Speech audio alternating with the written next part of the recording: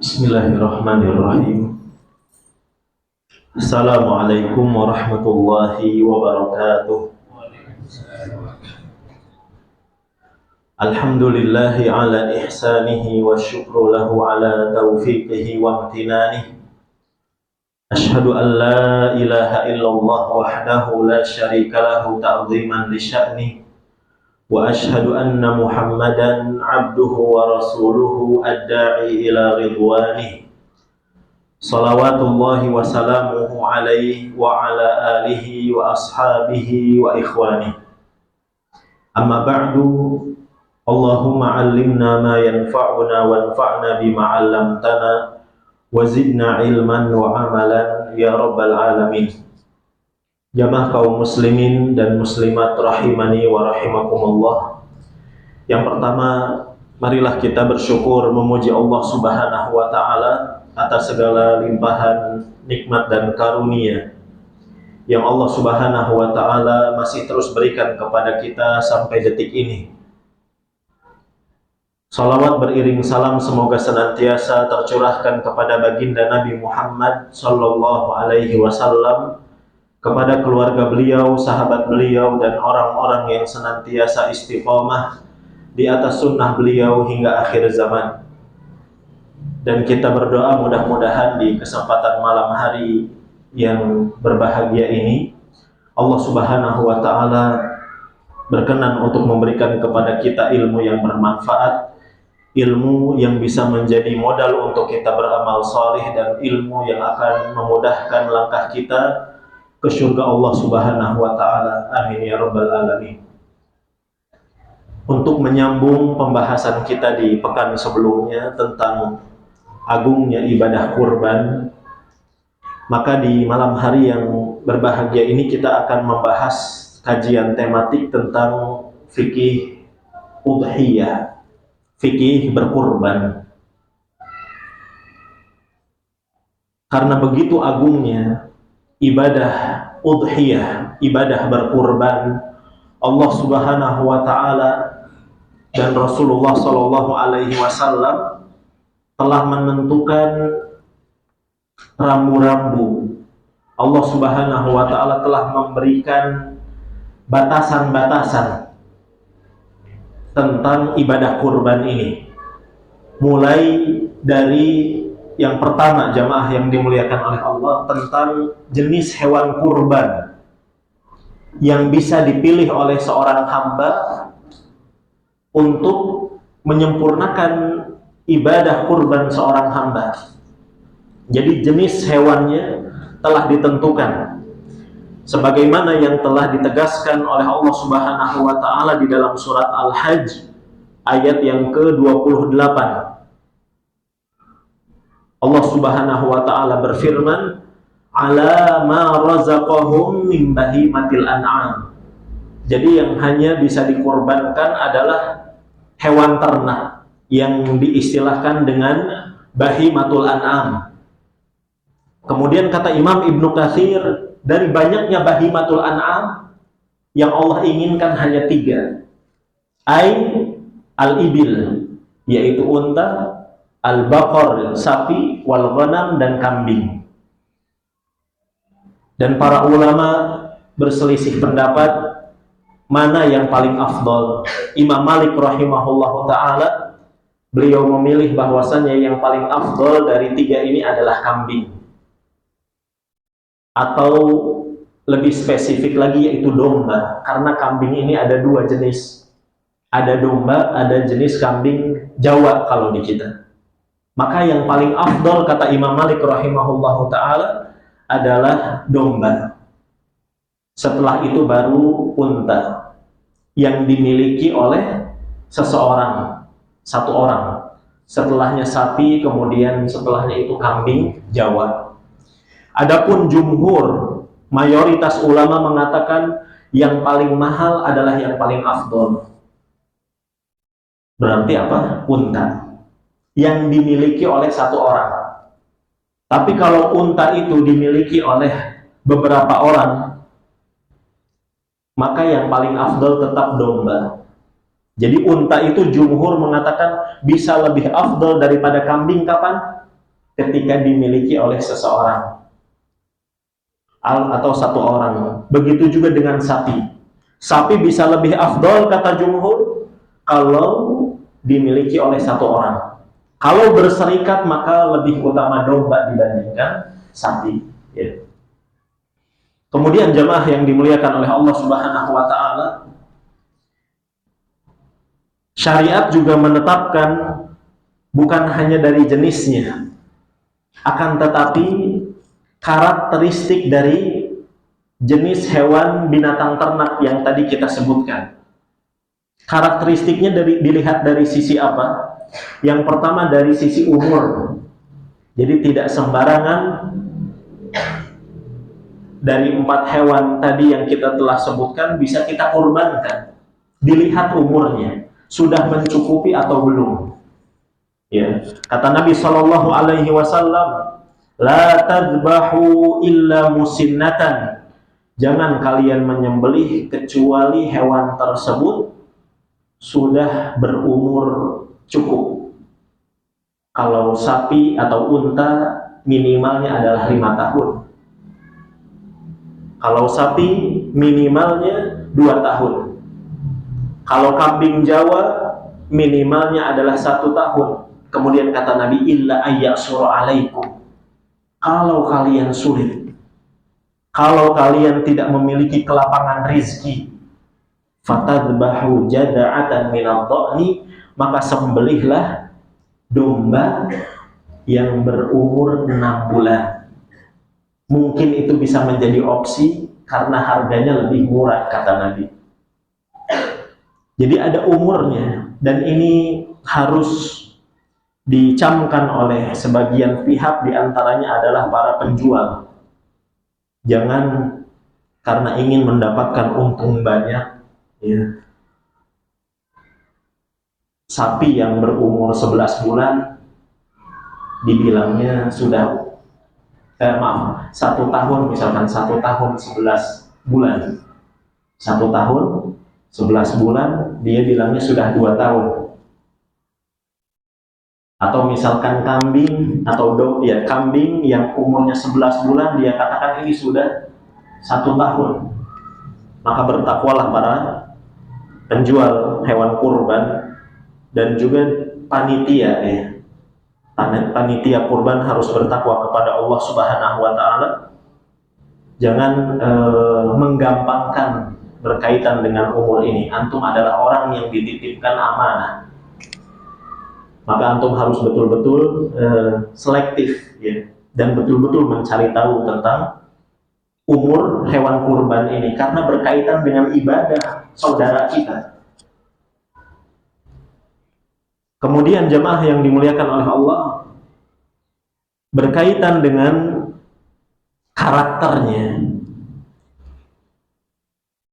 terkhusus binatang domba, ya. Dan ini adalah hewan kurban yang sering dijadikan sembelihan oleh Nabi Shallallahu Alaihi Wasallam.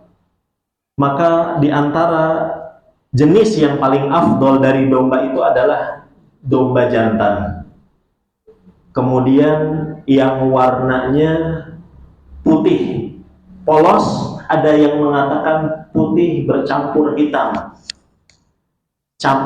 Putihnya yang mendominasi, warna hitamnya yang sedikit. Dan ini disebutkan oleh sebagian para sahabat, diantaranya Anas bin Malik radhiyallahu anhu dari hadis riwayat Bukhari, dohan Nabi sallallahu alaihi wasallam bikabsyaini amlahaini. Nabi sallallahu alaihi wasallam berkurban dengan 2 kambing atau 2 domba jantan. Dan tidaklah Nabi beribadah kecuali dengan sesuatu yang afdol. Domba jantan amlahaini, dan warnanya itu amlah. Amlah itu ada yang mengatakan sebagian ulama putih, ada sebagian ulama yang mengatakan putih bercampur hitam. Ditegaskan oleh hadis Nabi Shallallahu Alaihi Wasallam dalam riwayat yang lain, yaitu riwayat dari sahabat Abu Sa'id Al-Khudri radhiyallahu anhu, Kata Nabi Shallallahu Alaihi Wasallam, kata Abu Sa'id, Nabi Shallallahu Alaihi Wasallam menyembelih domba jantan akran yang memiliki tanduk, fahil, yang duru fi sawadin, atau domba tersebut memiliki warna hitam di mata. Kemudian wayakulu fi sawad, domba tersebut, kata Abu Sa'id, yang dijadikan sembelihan oleh Nabi memiliki warna hitam di mulut. Wayamshi fi sawad, dan memiliki warna hitam di kaki. 3 titik berarti jemaah. Dan ini sangat dipahami oleh beberapa penjual hewan kurban. Kalau mereka punya hewan atau domba yang berwarna seperti ini, biasanya harganya lebih mahal. Ketika ditanya, kenapa Pak? Ini dombanya Nabi, katanya. Dombanya Nabi. Paling bagus. Bertanduk, kemudian ada titik-titik hitam di mata, kemudian di mulut dan di kaki. Ya. Kemudian juga di antara karakternya adalah yang gemuk, sebagaimana diisyaratkan oleh Allah Subhanahu wa taala di dalam Al-Qur'an, "Wa may yu'azzim sya'airallah", barang siapa yang mengagungkan syiar-syiar Allah. Apa yang dimaksudkan syiar di sini? Kata Imam Mujahid, istismanuha wastihsanuha. Barang siapa yang mengagungkan syiar Allah, maksudnya adalah yang memilih hewan kurban yang gemuk dan elok dipandang oleh mata. Fa innaha min taqwal qulub, maka sesungguhnya itu adalah dari ketakwaan hati. Nah, ini jamaah yang dimuliakan oleh Allah, beberapa karakter yang mungkin bisa kita upayakan. Ya. Kemudian karakter yang ketiga, karakteristik dari hewan kurban yang sepatutnya dipilih oleh si pengkurban, ya, yaitu hewannya selamat dari cacat. As-salamah minal uyub, selamat dari cacat. Dan cacat di sini para ulama membagi 2. Ada cacat pada hewan kurban yang membuat hewan sembelihan itu menjadi tidak sah, berarti haram, tidak boleh ada cacat ini. Ada cacat yang hukumnya makruh. Kalau makruh konsekuensinya sah tidak? Sah. Namun dari sisi keafdolan atau dari sisi pahala mungkin berkurang. Kita mulai dari cacat yang menyebabkan sembelihan itu tidak sah. Nabi Shallallahu Alaihi Wasallam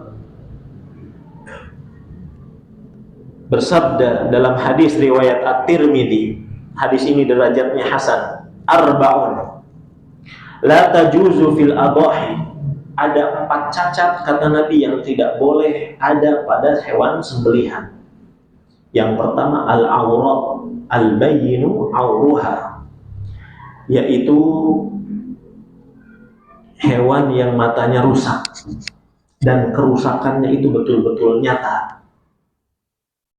Entah itu rusaknya itu hanya 1 mata atau dua-duanya. Maka ini kalau ada hewan seperti itu tidak sah.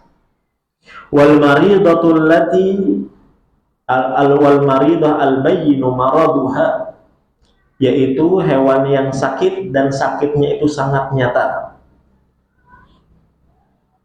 Dan tanda sakit yang nyata, kata para ulama, adalah hewan tersebut biasanya tidak nafsu makan. Dan ini juga amanah untuk beberapa panitia yang dititipkan, apalagi dengan cuaca yang sering hujan, harus dijaga. Terkadang hewannya jadi sakit, ya, di hari-hari sebelum penyembelihan. Kemudian yang ketiga, kata Nabi, wal arja al bayyinu dhal'uha, yaitu atau hewan yang pincang, yang pincangnya itu sangat jelas. Dan tanda pincang yang jelas ini, kata para ulama, apabila dia digiring dengan rombongannya, dia tidak bisa menyusul, dia tidak bisa mengikuti rombongannya, maka ini tidak sah. Kalau masih bisa menyusul, maka dimaafkan, kata para ulama. Dilihat, makanya dites.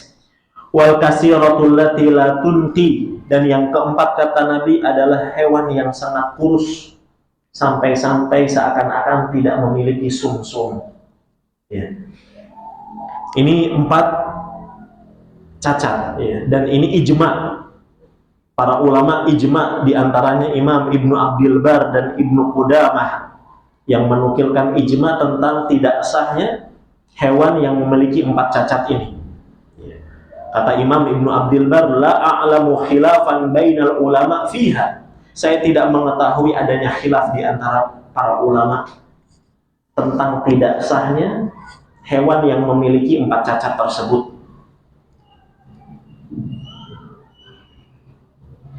Mungkin ada kasus jamaah, ada yang bertanya, Ustadz, bagaimana kalau misalkan ketika saya sudah membeli hewan tersebut sehat, ketika saya sudah membeli hewan tersebut, ya, dan saya titipkan entah itu ke penjualnya ataupun ke panitia kurban di masjid, ternyata beberapa hari sebelum hari H, hewan tersebut seakan-akan sakit, entah itu pincang, kemudian matanya tertutup selaput putih. Bagaimana hukumnya jamaah? Maka kata para ulama, diantaranya jumhur atau Abdullah bin Zubair radhiyallahu anhu, ya, maka yang seperti itu dimaafkan, karena kesalahannya bukan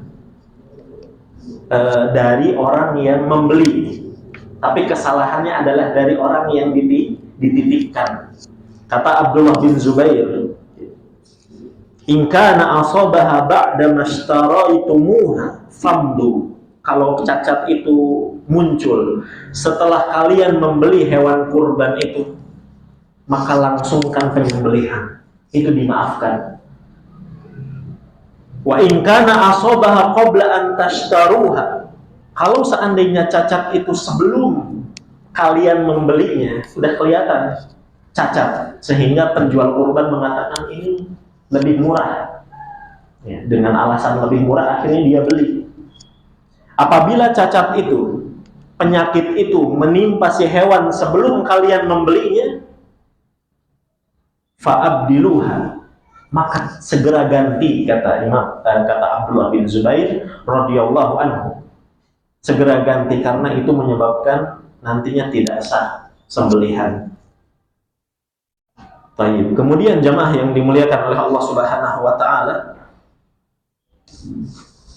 cacat yang kedua yaitu cacat yang makruh. Apa cacat yang makruh?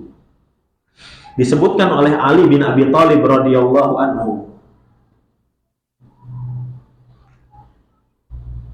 amarana Rasulullah sallallahu alaihi wasallam an nastashrifal ain wal udhun.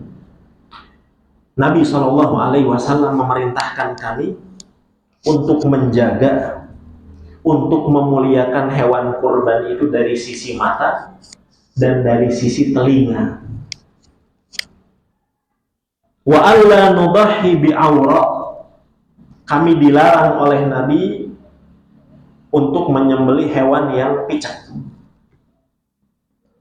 Ya, kalau aura ini rusak matanya tuh ringan gitu jemaah, maka sebagian ulama mengatakan makruh.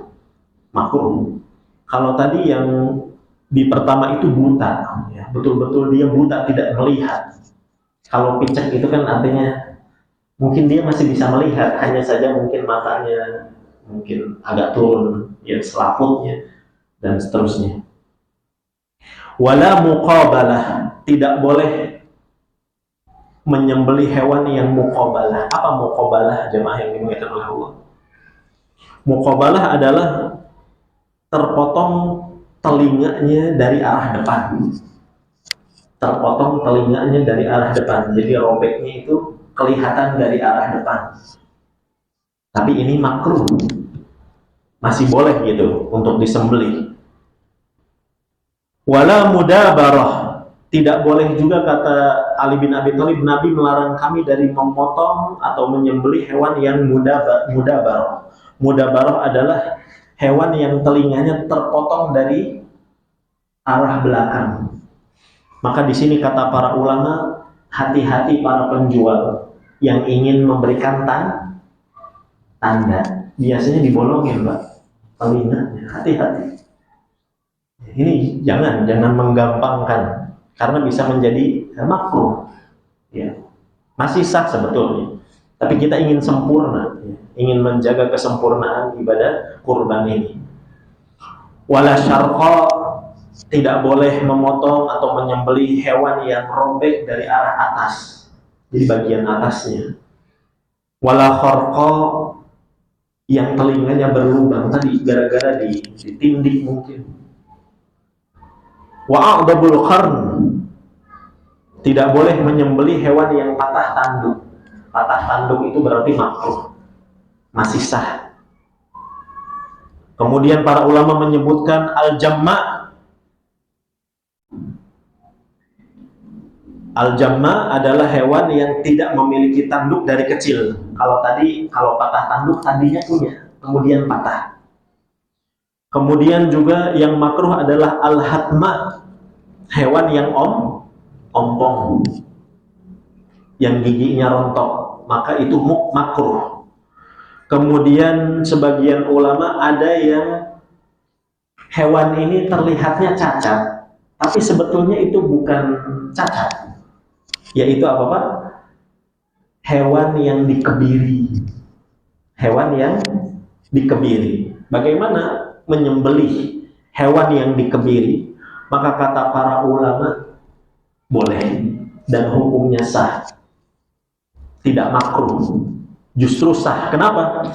Karena Nabi Shallallahu Alaihi Wasallam, dohan Nabi Shallallahu Alaihi Wasallam di kabsyaini maujuaini. Nabi pernah menyembelih 2 domba jantan yang statusnya sudah dikebiri. Kenapa bukan cacat, jemaah? Kenapa kebiri itu bukan cacat? Karena menguntungkan si hewan. Biasanya dagingnya bertambah banyak, jadi tambah gemuk dia. Jadi dia bukan cacat. Kemudian jemaah yang dimuliakan oleh Allah Subhanahu wa taala, kita berpindah sekarang dari sisi kepemilikan. Jadi yang pertama, jenisnya ditentukan oleh syariat. Yang kedua, karakteristiknya, sifat-sifatnya ditentukan oleh syariat. Ini menunjukkan ibadah kurban sekali lagi adalah ibadah yang sangat agung. Kemudian yang ketiga, dari sisi kepemilikan. Kepemilikannya pun oleh syariat ditentukan.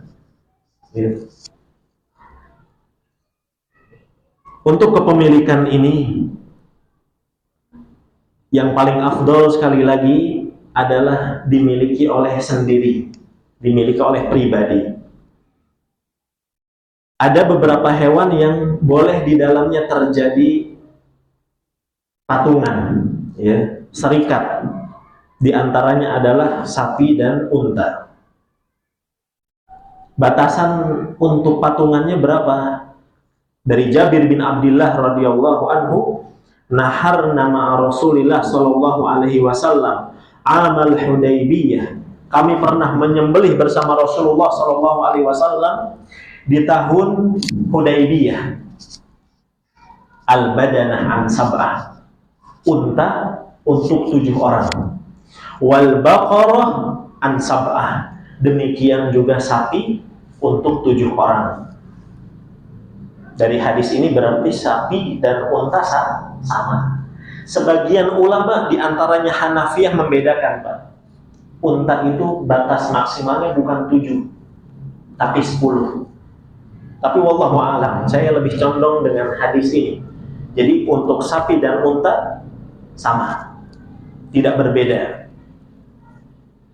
Dan bagi setiap orang yang beriman yang sudah memiliki niatan untuk berkurban, baik secara independen sendiri pribadi ataupun patungan, maka ada maklumat dari Nabi Shallallahu Alaihi Wasallam, "Idza ra'aitum hilala dzil hijjah," apabila kalian melihat hilal dzul hijjah, wa arada ahadukum an yudhhiya, dan kalian berniat ingin kurban, fal yumsik an sya'rihi wa adfarihi, hendaknya dia tidak memotong bulu dan kuku, dalam riwayat dan basyarah, kulitnya.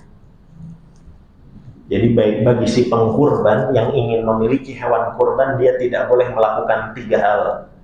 Yang pertama adalah mencukur bulu, bulu apapun itu yang ada di tubuhnya. Yang kedua, kuku, baik kuku tangan atau kuku kakinya dia. Dan yang ketiga ini yang sering dilupakan, yaitu basyarah, kulit. Maksudnya kulit itu apa jemaah? Biasanya kita itu ada kapalan di tangan. Kemudian kalau kata orang Sunda, rorombeh di kaki itu Pak, retak-retak sambil dengerin kajian, antum klopekin, itu nggak boleh. Untuk yang pemilik, untuk yang memiliki hewan kurban, berarti yang mengeluarkan. Adapun untuk anggota keluarga, maka tidak terkena larangan ini, kata para ulama. Anggota keluarga itu kan boleh diikut sertakan. Nantinya mereka akan dapat pahala.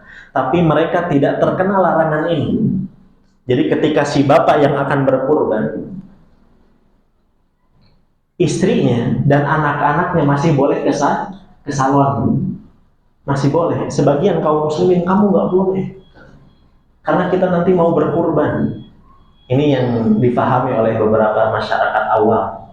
Ketika suami ingin berkurban, maka istri dan anak-anak masih boleh memotong rambut dan kukunya.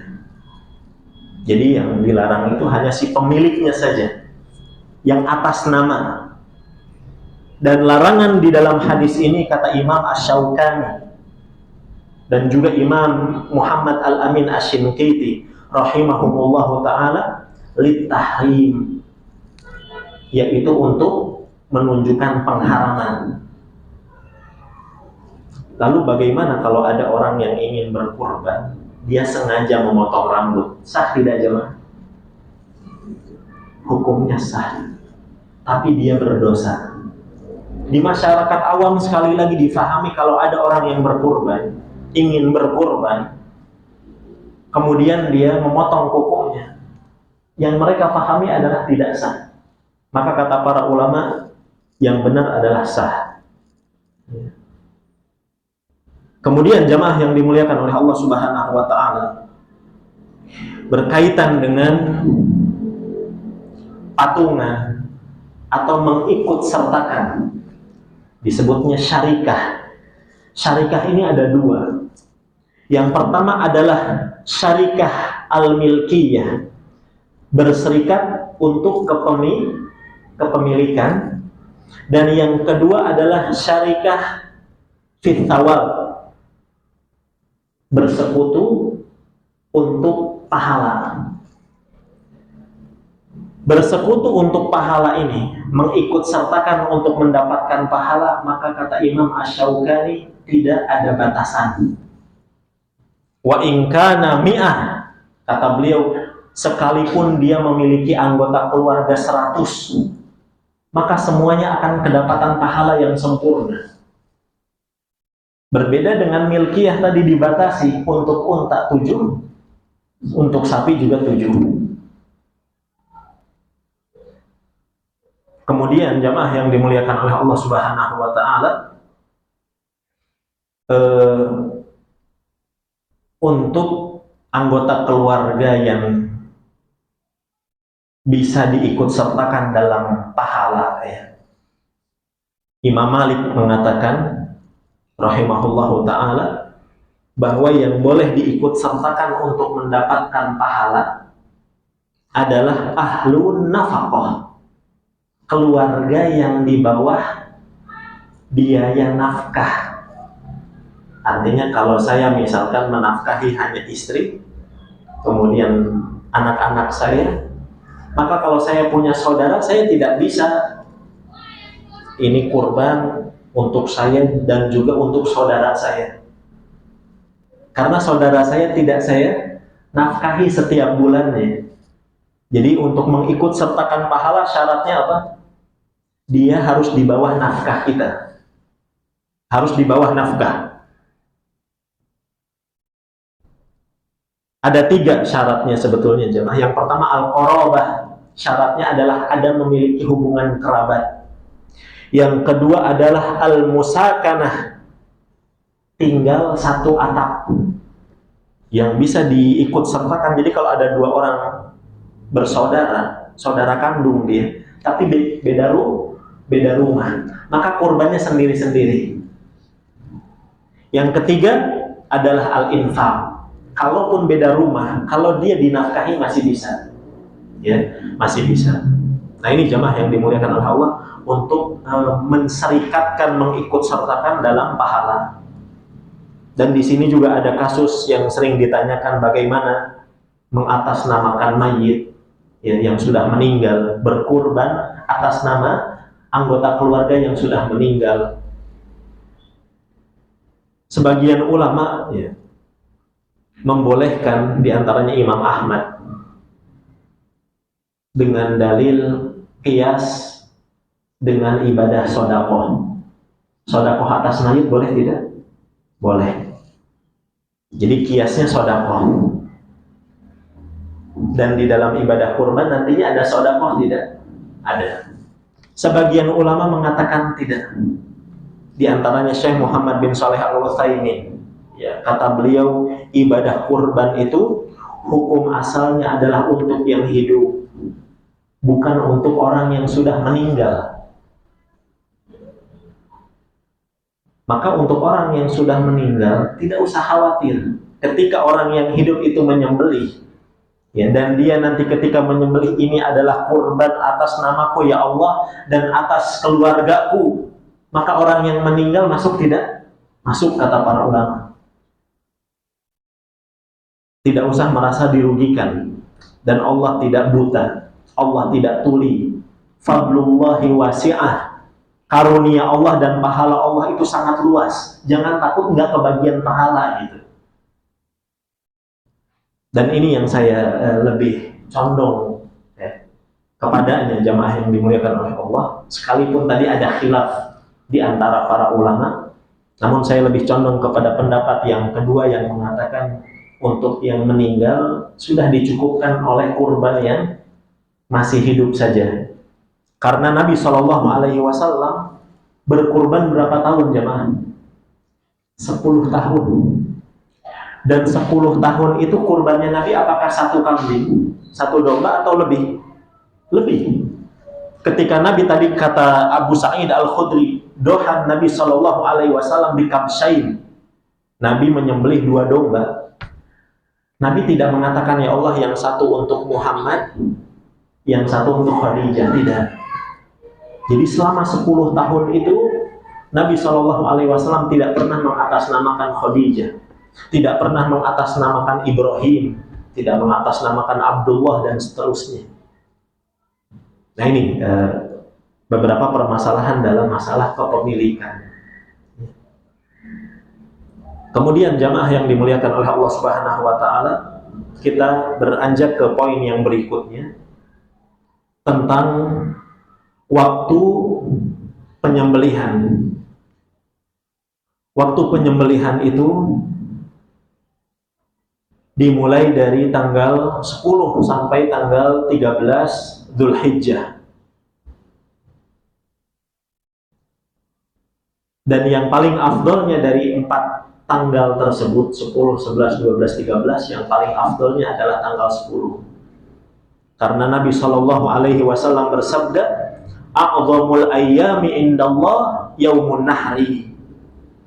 sebaik-baik hari di sisi Allah adalah hari penyembelihan. Maksudnya adalah tanggal 10. Tanggal 10.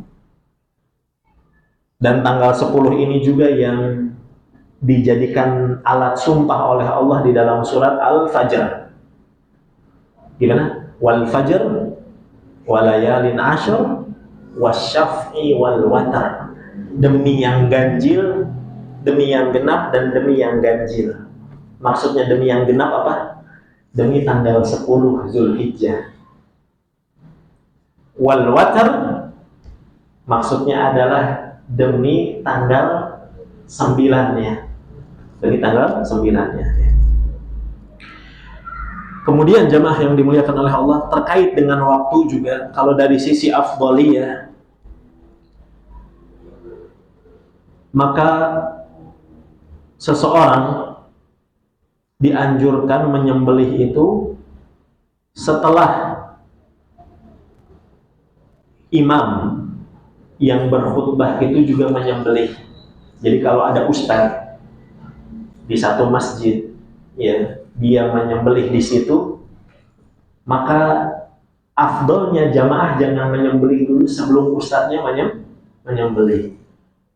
Tapi seringnya kan kalau sekarang masjid-masjid itu mendatangkan penceramah bukan dari warga sekitar, ya otomatis tidak bisa menjalankan sunnah ini. Dahulu para sahabat ketika mereka ingin menyembelih, mereka menunggu Nabi SAW menyembelih dulu, baru mereka menyusul. Ini yang afdalnya. Dan yang terlarang adalah ketika seseorang menyembelih sebelum sholat, sebelum dilaksanakannya sholat Idul Adha. Kata Nabi SAW dalam hadis riwayat Bukhari, man dzabaha qabla an yusalliya falyadbah ukhra makanaha. Barang siapa yang menyembelih hewan kurban sebelum sholat, maka hendaknya dia menyembelih hewan lainnya untuk menggantikan hewan tersebut, karena tidak sah, hanya sembelihan biasa saja. Adapun setelah sholat, maka itu sah jamaah, sekalipun khotibnya belum selesai khutbah, sekalipun khotibnya belum selesai berkhutbah. Misalkan dia pulang duluan, dia langsung menyembelih setelah sholat, maka itu sembelihannya sah. Jadi batasnya bukan khutbah, tapi batasannya adalah sholat, ya, selesai sholat. Dan berkaitan dengan waktu ini, para ulama juga menerangkan bahwa yang dijadikan patokan untuk orang-orang yang ingin mewakilkan kurban di negeri yang lain, di tempat yang lain, maka yang menjadi patokan adalah waktu orang yang mengeksekusi atau waktu di mana hewan kurban itu berada. Misalkan jemaah, ada saudara kita di misalkan belahan dunia yang lain, di sana sudah Idul Adha, tapi dia nitip hewannya di Indonesia. Di Indonesia misalkan 1 hari lagi, maka dia harus mengikuti di mana waktu di mana hewan itu berada, yang bukan berdasarkan waktu orang yang memiliki. Baik, ini berkaitan dengan waktu. Selanjutnya kita ke poin yang terakhir, ya, yaitu terkait proses penyembelihan jemaah. Proses penyembelihan hewan kurban dasarnya adalah hadis Nabi SAW yang diriwayatkan oleh Imam Muslim. Kata Nabi, innallaha katabal ihsan ala kulli syai'.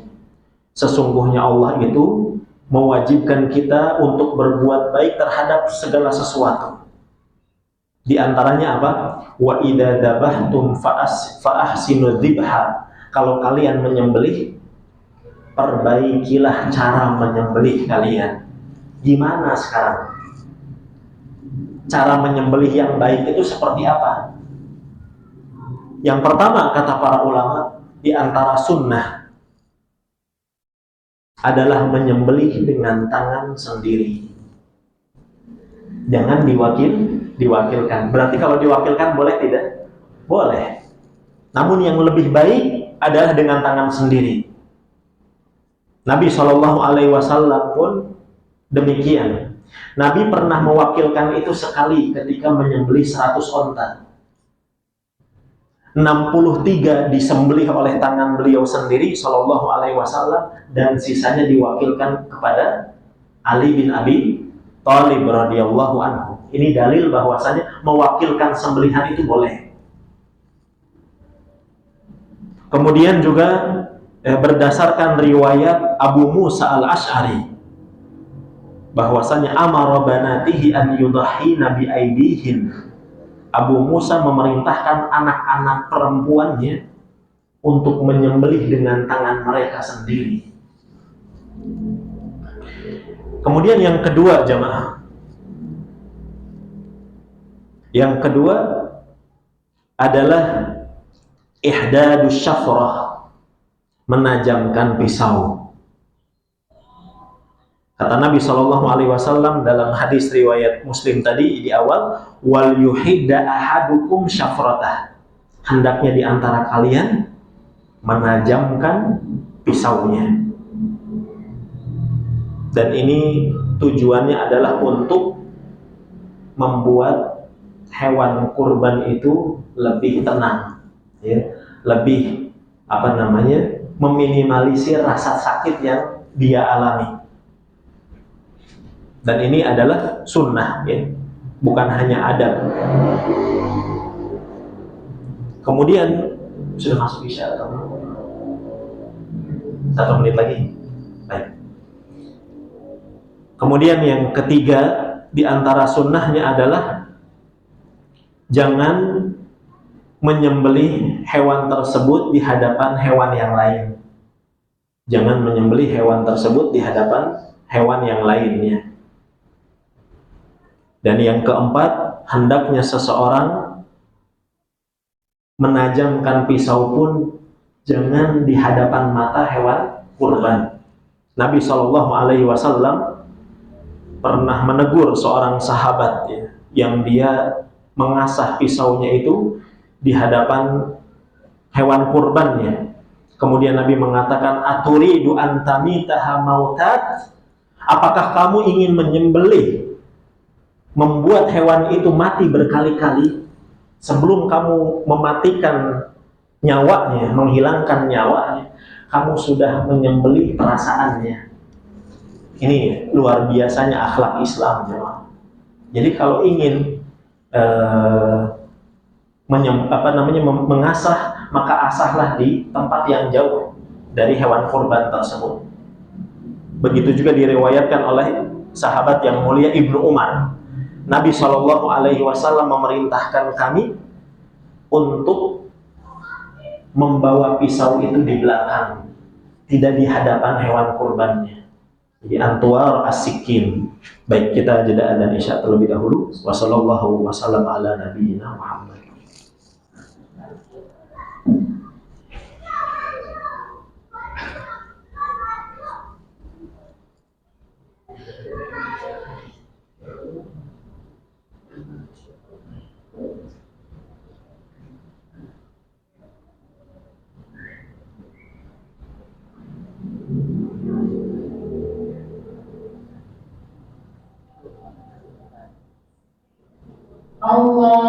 Allahu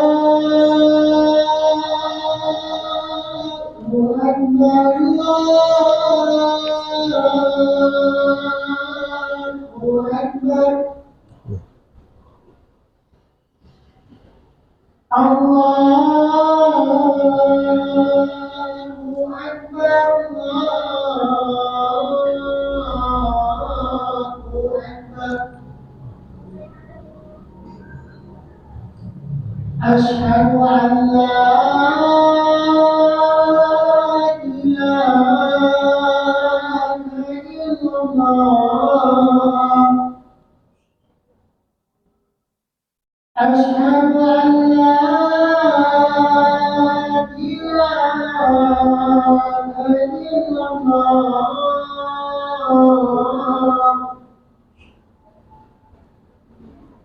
أشهد أن محمدا رسول الله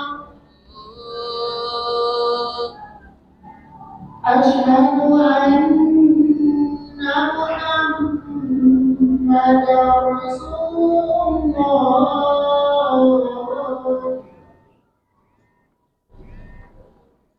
حي على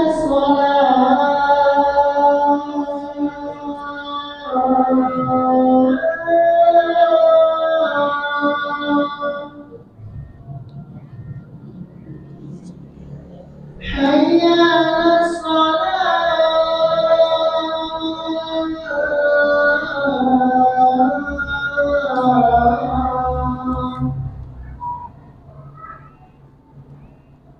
حي على الفلاح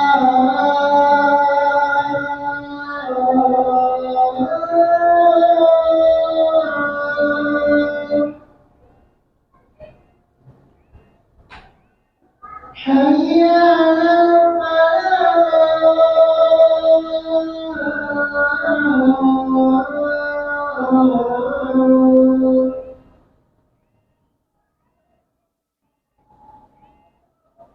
الله أكبر الله أكبر لا إله إلا الله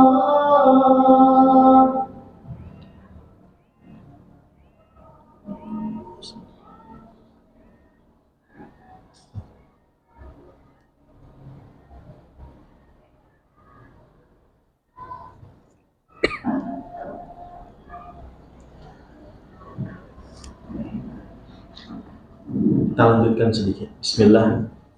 Alhamdulillah wassalatu wassalamu ala Rasulillah wa ala alihi wa ashabihi wa mawala wala hawla wala quwwata illa billah, amma ba'd.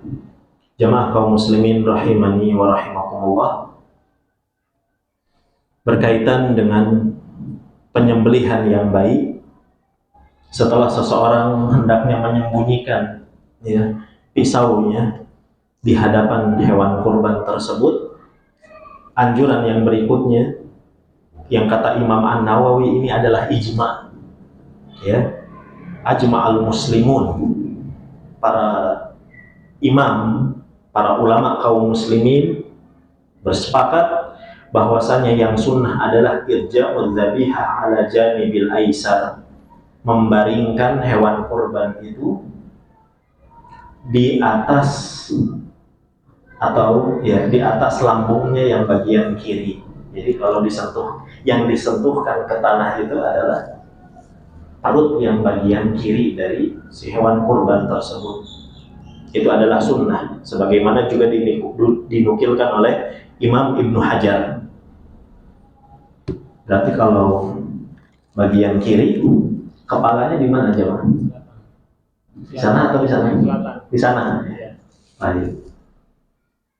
Kemudian yang kelima adalah taujih al-wajh ilal qiblah, mengarahkan wajah hewan tersebut ke kiblat. Maksud taujih ilal qiblah, mengarahkan hewan tersebut ke arah kiblat, maksudnya adalah leher, bukan wajahnya. Yang diarahkan ke arah kiblat itu adalah al-unuq, kata para ulama, yaitu lehernya. Adapun wajah tidak mesti, karena kita terkadang harus menarik wajah dari hewan tersebut, Dan itu yang dilakukan oleh Nabi Shallallahu Alaihi Wasallam, sebagaimana diriwayatkan oleh sahabat Jabir bin Abdullah radhiyallahu anhu.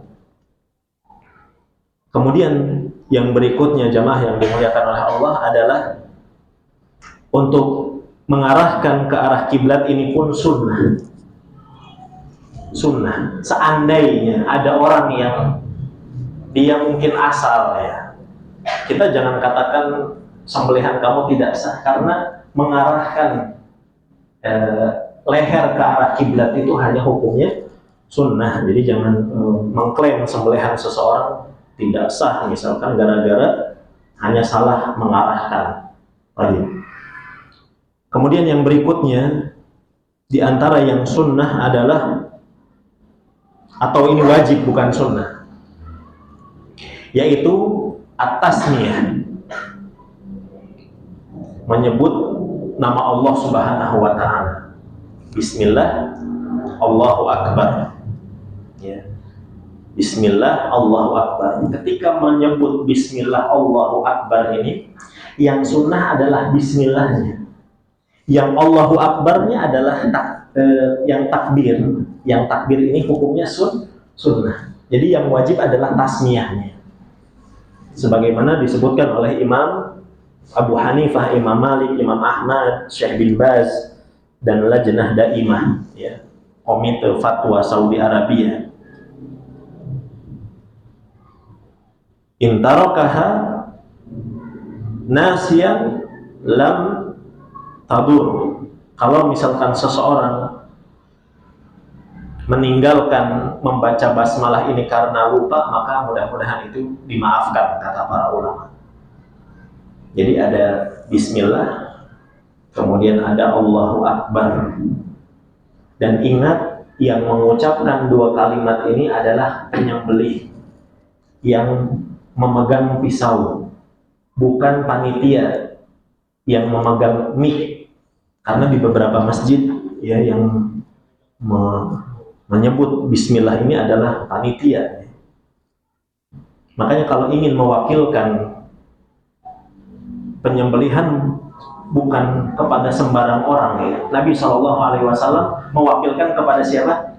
Ali bin Abi Thalib yang paham ilmu. Kepada orang yang paham ilmu. Kemudian ada bacaan yang tidak ada sunnahnya, yaitu bersolawat. Walaupun sebagian ulama Syafi'iyah mengatakan sunnah, namun yang sahih pendapat jumhur ulama, bersolawat bukan sunnah tapi hukumnya makruh, karena tidak pernah dilakukan oleh Nabi SAW. Jumhur mengatakan bersolawat, jadi tidak ada sunnahnya dari Nabi SAW. Kemudian jamaah yang dimuliakan oleh Allah Subhanahu wa ta'ala, hal yang berikutnya adalah menyebut nama si pengkurban. Apa hukumnya?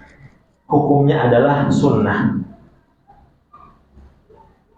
Hukumnya sunnah. Ketika Nabi SAW menyembelih hewan kurbannya, kata Aisyah, "Hada minni." Ya Allah, ini adalah hewan kurban atas diriku, dariku ya Allah, wa min ahli baiti, dan untuk keluargaku ya Allah, wa min ummati alladzina lam yudhi, yaitu untuk juga umatku yang mereka tidak punya kesempatan, tidak punya peluang untuk berkurban. Jadi menyebutkan nama si pengkurban itu bukan wajib jemaah, tapi hukumnya sunnah saja. Mengatakan, ya Allah ini dariku, atau ini adalah hewan si fulan bin fulan, itu hukumnya sunnah. Kemudian yang sunnah juga adalah berdoa. Jadi Bismillah,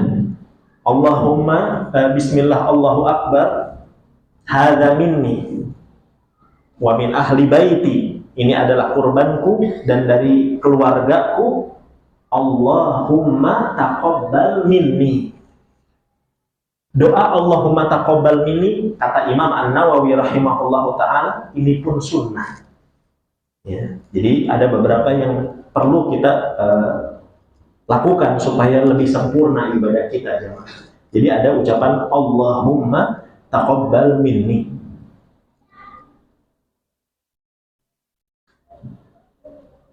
Selanjutnya sedikit jemaah berkaitan dengan pemanfaatan daging kurban.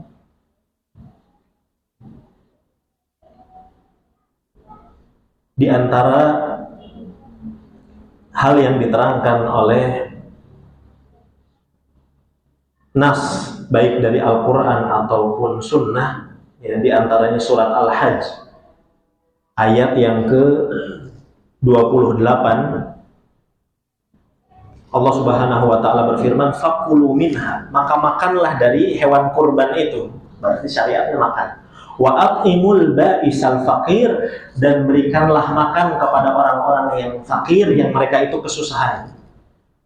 Dalam hadis kata Nabi, "Kulu," makan, "wa at'imu," dan berikanlah sedekah, berikanlah makan kepada orang lain, "waddakhiru," dan kalian juga boleh menyimpannya, ya, untuk waktu beberapa lama.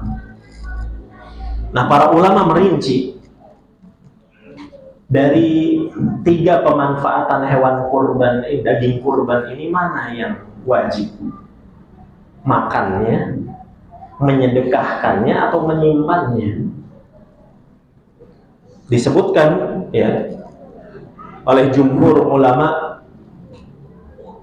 bahwasannya makan dari daging hewan kurban itu hukumnya sunnah. Kulu, kata Nabi, makan. Dan itu hukumnya sunnah, bukan wajib. Ini pendapat jumhur. Sekalipun ada sebagian ulama yang mewajibkan, ya, mewajibkan untuk makan. Tapi insya Allah yang lebih kuat adalah sunnah. Wa amma tasaddaq, ya, wa amma tasadduq bi syai' minal udhiyah fawajibun.